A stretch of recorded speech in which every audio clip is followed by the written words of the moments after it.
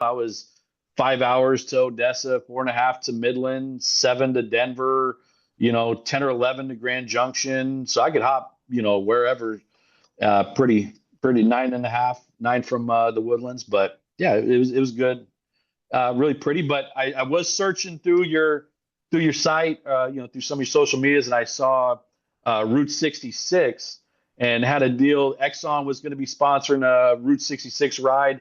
So the halfway point is in the Texas Panhandle of Route 66 from the Chicago side, or then going towards Santa Monica. So last year, about this time last year, maybe March of last year, I set off at the Cadillac Ranch in Amarillo, and I drove Route 66 all the way out there to Santa Monica Pier. And so that was an awesome drive for somebody who likes to make videos and pictures, like just a lot of history. And, you try to take yourself back to like, what was it like in 1950s United States when, that was prime Americana and everybody's starting to get vehicles and taking trips. And it's a lot of history and very cool. And when you get to the end of it at the pier, it feels like quite the accomplishment. And it was fun. So you don't get that when you're flying. So you drove from the Cadillac Ranch to the midway point, essentially, to Yeah, Santa Monica? I did. Right Yeah, on. So now it you was got to it was do the awesome. midway to Chicago, right? That needs to happen. That is That's going to that's happen. the next step. Yeah, isn't that That will great? happen. You know, Yeah. when I was growing up, Route 66 was a song, and yeah, it was a show, but it wasn't in my consciousness at all. It was, Hmm. well off the air by the time I was watching TV. We had different Strokes and Dukes of Hazzard and stuff like that. And that even the song, it was, more oldies than it was anything contemporary or current in my life. But I was aware of Route 66, that sort of thing.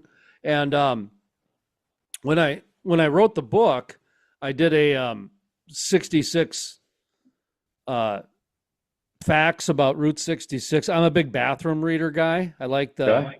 the Uncle John's bathroom reader, Yeah. and so I wanted to do a book on something but that was crude related, and Hmm. so I saw that Route 66 was turning 100 years old, and I just started thinking more about it, and I'm like, actually, Route 66, so much of our culture is from Route Oh, 66, yeah. from business, from entertainment.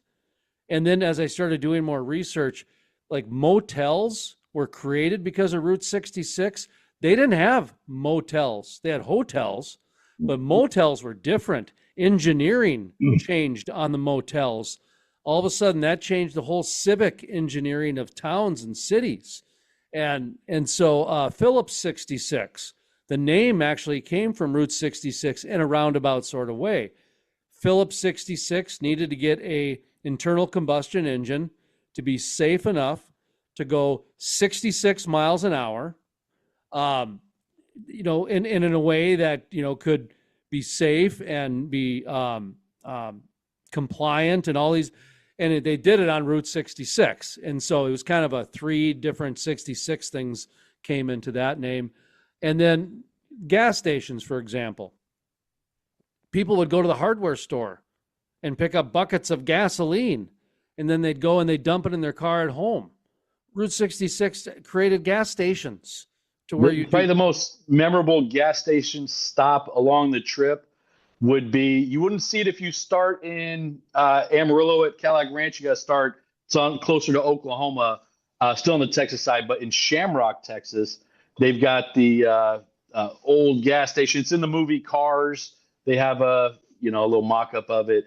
But yeah, it's really neat. I'll tell you this: when I made that trip, because so many of those segments of it have now been diverted.